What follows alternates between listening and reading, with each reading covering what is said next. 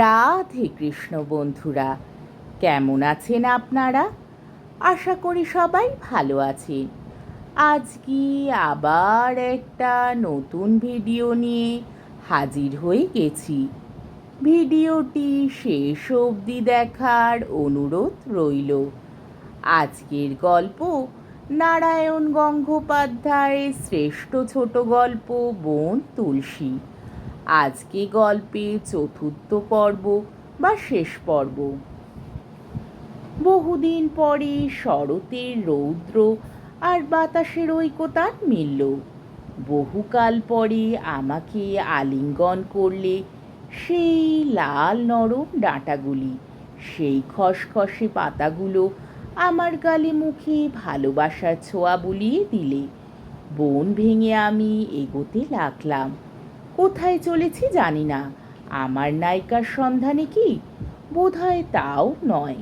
ডাঁটা পাতার সেই স্পর্শ, দলিত মথিত গাছগুলোর সেই অপরূপ আদিম গন্ধ আর বাতাসের শিরশির শব্দই আমার কাছে একান্ত হয়ে উঠেছিল। ঘণ্টাখানেক বনের মধ্যে দিয়ে চলে ক্লান্ত হয়ে বসে পড়লাম। নিচে মাটি নেই, এত ঘন হয়ে উঠেছে যে ওদেরই একরাশকে চেপে বসতে হলো আমাকে। চারিদিকে বন তুলসী আমাকে ঘিরে ধরেছে। আমার মাথা থেকে প্রায় 2 হাত উঁচুতে উঠে ওরা আমাকে আড়াল করে রেখেছে। কোনো দিকে কিছু দেখবার নেই, শুধু ওপরে নীল নিবিড় আকাশ আর তার কোলে শ্বেতপদ্মের উড়ন্ত পাপড়ির মতো চেরা চেরা মেঘের টুকরো। অনেকক্ষণ বসেছিলাম সেখানে। সর্বাঙ্গ দিয়ে অনুভব করে নিয়েছিলাম, অবগাহন করে নিয়েছিলাম বন তুলসীর নিবিড় স্পর্শ সান্নিধ্যে। পরপর যখন গোটা 5 সিগারেট শেষ করেছি তখন খেয়াল হলো, তখন আমার মগ্ন চৈতন্যের ওপরেই বাস্তব চেতনার আলো পড়ল। মনে পড়ে গেল আমি সুধীরদের সঙ্গে শিকারে বেরিয়েছিলাম। ওরা হয়তো এখন ব্যতিব্যস্ত হয়ে উঠেছে, হয়তো ভাবছে। হাতে ঘড়িটার দিকে তাকিয়ে দেখি প্রায় 10:30টার কাছাকাছি। সর্বনাশ, বড্ড দেরি হয়ে গেছে। 2 পকেট ভরে বন তুলসীর পাতা আমি ছিঁড়ে নিলাম। তারপর উঠে পড়লাম বেরিয়ে আসবার জন্যে। কিন্তু আমার মতোই বন তুলসীও বহুদিন বাদে আমাকে ফিরে পেয়েছিল। আমি ছাড়তে চাইলেও সে আমাকে ছাড়তে রাজি হলো না। ঘন নিবিড় আলিঙ্গনে আঁকড়ে ধরল।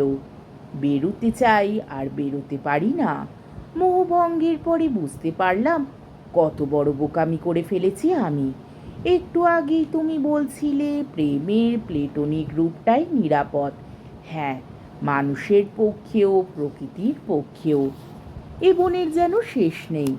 মনে হতে লাগলো এই বন তুলসীর ঝাড় আদি অন্তহীন, যেন কার একটা বিচিত্র জাদু মন্ত্রে এত বড় পৃথিবীর পাহাড়, সমুদ্র, নগর, গ্রাম সব বন তুলসীর জঙ্গলে রূপান্তরিত হয়ে গেছে।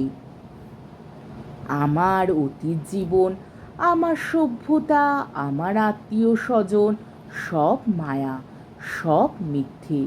এই জঙ্গল থেকে আমি আর কোনোদিন বেরোতে পারবো না, কোনোদিন বেরোতে পারবো না। ভয় আমার গায়ের রক্ত হিম হয়ে গেল। আমার মাথা চুলগুলো খাড়া হয়ে উঠল। আমার প্রেম এখন কোটিভুজ একটা রক্তশোষী জানোয়ার হয়ে আমাকে ঘিরে ধরেছে। তার লাল লাল ডাঁটাগুলোতে রক্তের তৃষ্ণা, তার শিরশিরে পাতাগুলো স্পর্শে সর্বগ্রাসী ক্ষুধা। ওপরে শরদের রোদ তীব্র তীক্ষ্ণ হয়ে আমার মাথার ভেতরে বিঁধতে লাগলো। আমার চোখের দৃষ্টি আসতে লাগলো ঝাপসা হয়ে। 2 হাতে জঙ্গল ঠেলে আমি এগোতে লাগলাম, কিন্তু বৃথা। এ বনের শেষ নেই। এর ভেতর থেকে কোনো দিন লোকালয়ে যাবার পথ খুঁজে পাবো না আমি। মাথা উঁচু করে জগৎটাকে দেখবার চেষ্টা করলাম, কিন্তু চারপাশের উঁচু নিচু অসমতল জমির ওপরে আমার অভিশপ্ত প্রেম ছাড়া আর কিছু নেই, কোনো কিছুর চিহ্নই নেই। প্রাণপণে এগিয়ে যাবার চেষ্টা করছি, কিন্তু জঙ্গল ভেঙে ভেঙে আমার সমস্ত শক্তি যেন নিঃশেষিত হয়ে গেছে। সামনে এগোবার চেষ্টা করে বার কয়েক হুমড়ি খেয়ে পড়ে গেলাম। এক পায়ের জুতো কোথায় ছিটকে চলে গেল। টের পেলাম পকেট থেকে পড়ে গেল মানি ব্যাগটা, কিন্তু সেগুলো খোঁজবার অবস্থা নয়। বেরোতে হবে, যেমন করেই হোক বেরোতে হবে। মনে হতে লাগলো কোথায় কত দূরে আমার কলকাতা, তার বাড়িঘর, তার ট্রামবাস, তার সুন্দর স্বাভাবিক জীবন। আজ এই বনতুলসীর জঙ্গলের ভেতরে আমি মরে যাচ্ছি, কেউ আর কোনো দিন আমায় খুঁজে পাবে না। অসহায় গলায় বার কয়েক চেঁচিয়ে উঠলাম, কিন্তু কে সাড়া দেবে? সেই আদিগন্ত মাটির ভেতরে আমার অবরুদ্ধ আর্তনাদ শুনবে কে? কোনো আশা নেই, কোনো উপায় নেই। হয় এখানে দম আটকে মরে যাব, নইলে সাপে কামড়াবে। আশেপাশে বাঘ থাকাও অসম্ভব নয়। আর একবার শেষ শক্তিতে এগোবার চেষ্টা করি একরাশ গাছের সঙ্গে পা জড়িয়ে আমি পড়ে গেলাম। বনতুলসীরা সাপের মতো কিলবিল করে আমাকে আঁকড়ে ধরল। জ্ঞানটা সম্পূর্ণ লোপ হয়ে যাওয়ার আগে মনে হলো এইখানে মরে যাব আমি, পচে গলে আমার দেহটা এখানকার মাটিতে মিশে যাবে। তারপর আমার শরীরের সারে এখানে মাথা তুলবে আরও সতেজ, আরও নিষ্ঠুর, আরও একরাশ বন তুলসী। নিশ্চিহ্ন করে ওরা আমাকে গ্রাস করবে, আত্মসাৎ করে নেবে।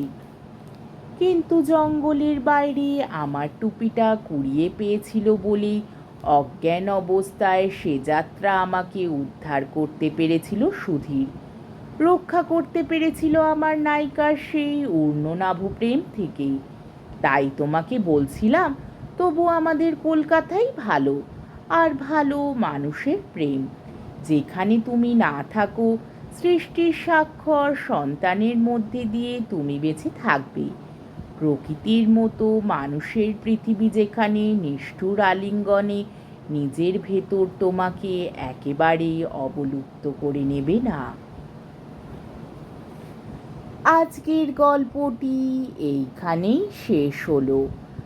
আমার ভিডিওটি যদি আপনাদের ভালো লেগে থাকে তাহলে আমাকে কমেন্টের মাধ্যমে আপনাদের মূল্যবান মতামত অবশ্যই জানাবেন, এবং আমার ভিডিওটিকে লাইক ও শেয়ার করার ও আমার চ্যানেলটিকে সাবস্ক্রাইব করারও অনুরোধ রইল।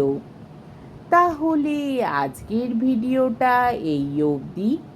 পরের দিন আবার অন্য কোনো গল্প নিয়ে হাজির হয়ে যাব।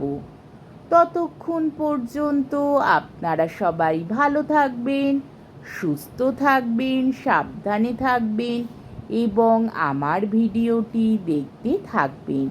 তাহলে আজকে আসি। রাধে কৃষ্ণ।